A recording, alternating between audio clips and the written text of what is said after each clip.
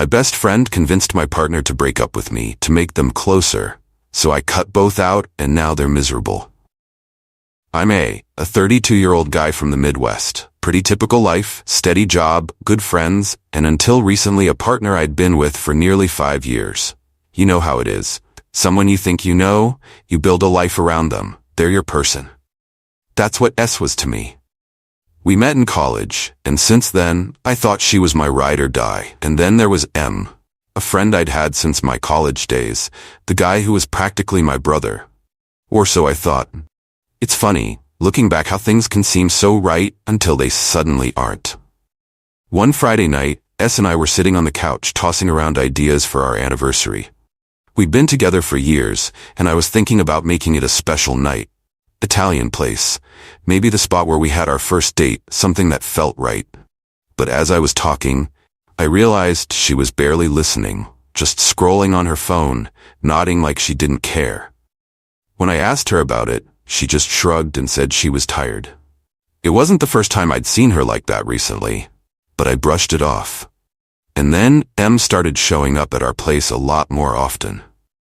He was always the kind of guy who dropped in whenever, so I didn't think much of it at first. But this time, there was something different about him. He was acting strange, almost smug. He'd be overly friendly with S, almost a little too friendly. He'd find these little excuses to touch her shoulder, get a laugh out of her in a way that made my gut twist. But I told myself I was being paranoid. After all, this was M. He'd been my friend since freshman year. The idea that he could be moving in on my girlfriend was unthinkable. Things started to really shift at a friend's wedding. S and I went together. But from the moment we got there, it was like I wasn't even there. She spent the entire night with M, talking, laughing, exchanging looks that didn't sit right. I could feel it in my bones, but when I finally got a moment alone with M and asked what the hell was going on, he just smirked and said, "Maybe she deserves someone who really understands her, someone who actually appreciates her." The audacity, it was like he wanted me to know. That night, I confronted S about it, practically begging her to tell me what was going on, to reassure me that I was imagining things. But she snapped at me, called me paranoid and insecure, like I was the one doing something wrong. It was a perfect gaslight. She made me feel like I was crazy, like I was reading into things that weren't there.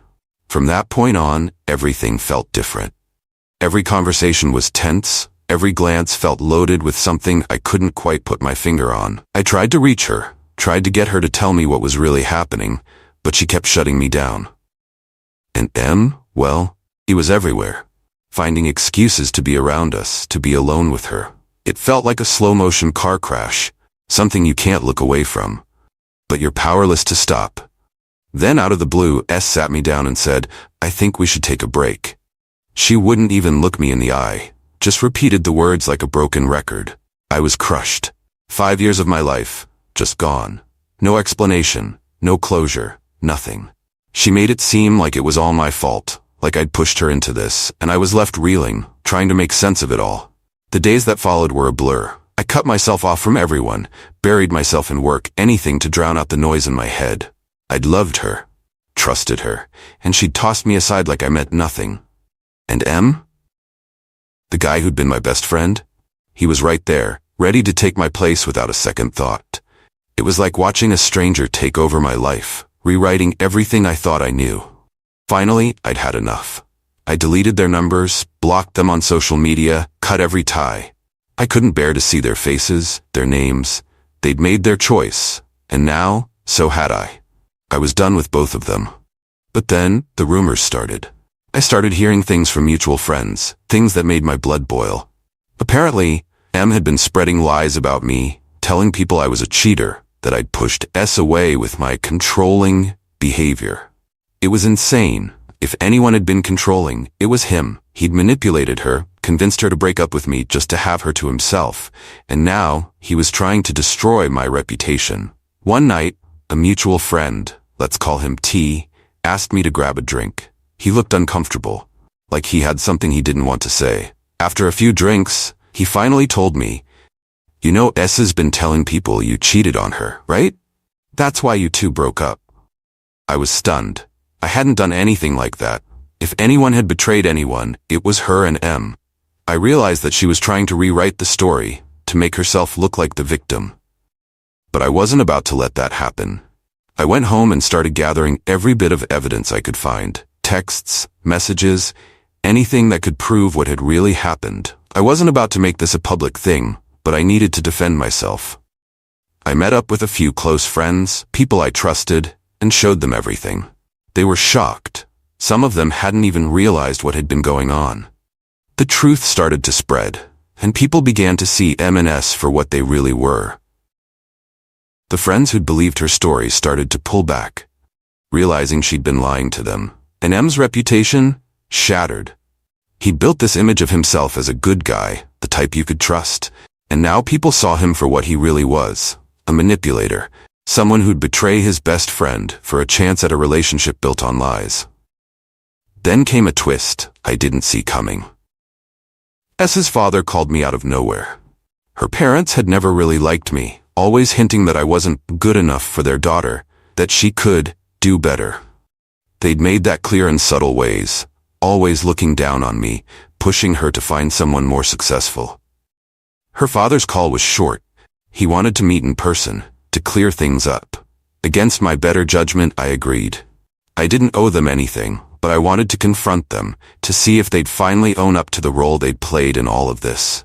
When I arrived, they put on this show of regret, acting like they were sorry for everything that had happened. Her father went on about family values and honor, while her mother admitted they'd encouraged her to explore other options, though they hadn't expected things to turn out like this. I listened to their excuses, their half-hearted apologies, and then I cut in. With all due respect, you're part of the reason this happened.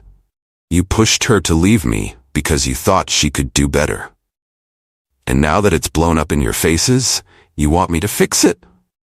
Her father's face went red, and he looked like he was about to say something, but I didn't give him the chance. If you want to help her, maybe start by holding her accountable. Stop coddling her. She's not a kid. I left, feeling lighter than I had in months.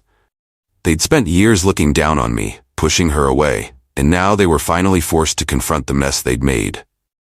They wanted me to save her from the consequences of their own entitlement, and I wasn't about to let them off the hook. After that, S tried reaching out, sending me long, tearful messages about how she was sorry and how she missed me.